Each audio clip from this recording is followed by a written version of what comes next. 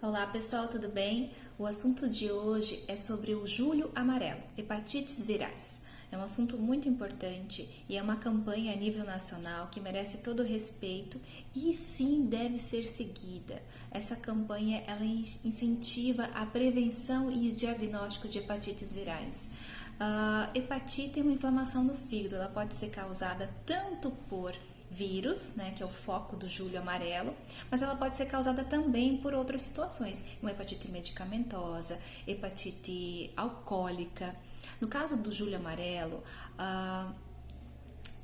existe essa campanha devido à grande quantidade de pacientes que adquirem esse vírus. E o vírus, causando hepatite viral, a longo prazo pode se tornar algo muito complicado e que vai diminuir a qualidade de vida do paciente. O paciente pode desenvolver uma cirrose hepática, pode ter fibrose no fígado, pode desenvolver um câncer. Então, tá aí a grande importância do diagnóstico, né, e a prevenção também das hepatites virais. Dentro das hepatites, nós temos hepatite A, B, C, D e E, são as mais frequentes, mas no Brasil as mais frequentes são a hepatite A, B e C. Pensando na linha de cronicidade a longo prazo, as hepatites mais perigosas são a B e a C. A hepatite A, ela tem um período de até 10 dias e raramente ela cronifica. Geralmente ela só segue um quadro agudo, o paciente ele tem alguns sintomas, né, que são bem agudos mesmo, ele pode desenvolver icterícia, o chamado amarelão, né, isso é bem recorrente, isso pode acontecer nas 3 hepatites, mas na hepatite A, o próprio organismo do paciente, na grande maioria dos casos, consegue resolver o problema. Ele sim pode transmitir hepatite nesse período de fase aguda, né? Mas é uma hepatite que ela não leva um grau crônico, certo? E a transmissão é orofecal da hepatite A. Então, alimentos contaminados, precárias condições de saneamento básico, são situações que devem ser levadas em consideração na transmissão, então, da hepatite A.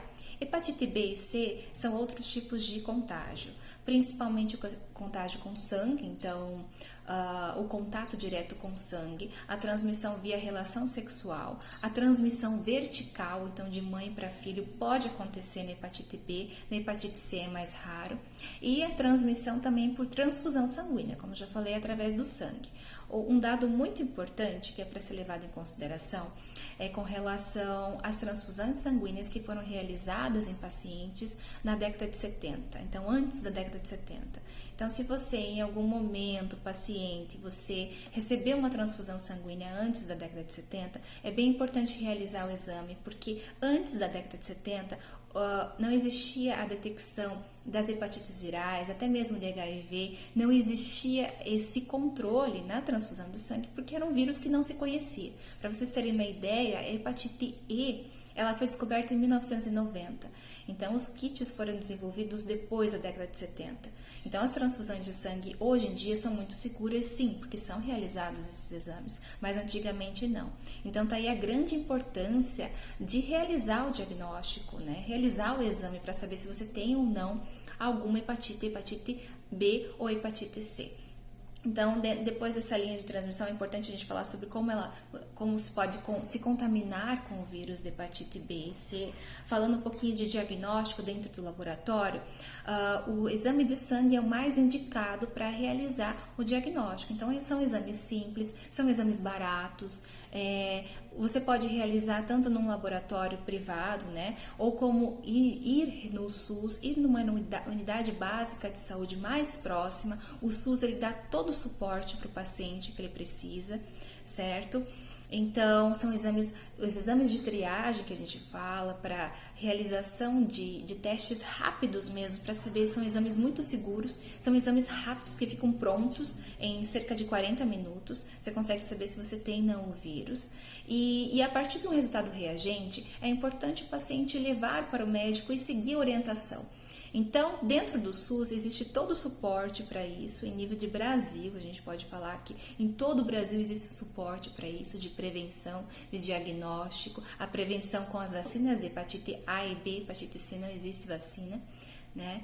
Mas e a questão também de diagnóstico e tratamento. O tratamento hoje no Brasil é realizado 100% SUS porque são medicamentos de alto custo.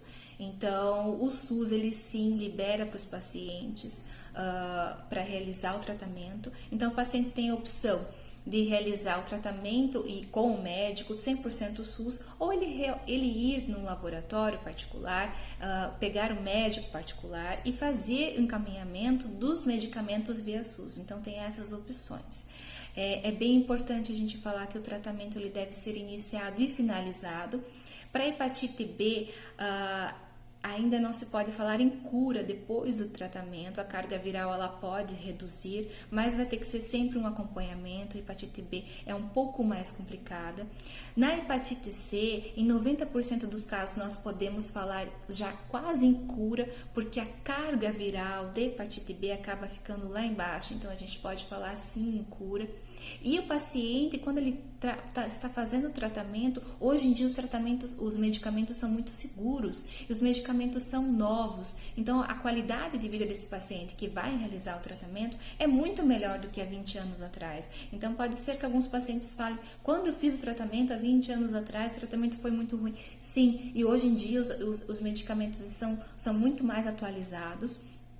E o paciente tem essa qualidade de vida, o tratamento é oral, o paciente leva o medicamento para casa, faz o tratamento, mas é bem importante finalizar o tratamento. E depois desse tratamento, o paciente, então, ele não vai transmitir o vírus para outras pessoas. Isso que é muito importante. Então, o que eu gostaria de deixar de mensagem para vocês hoje é sobre a prevenção, o diagnóstico e o tratamento das hepatites virais, que é muito importante. Então, cuide-se, previna-se e faça o exame, não tenha medo de fazer o exame.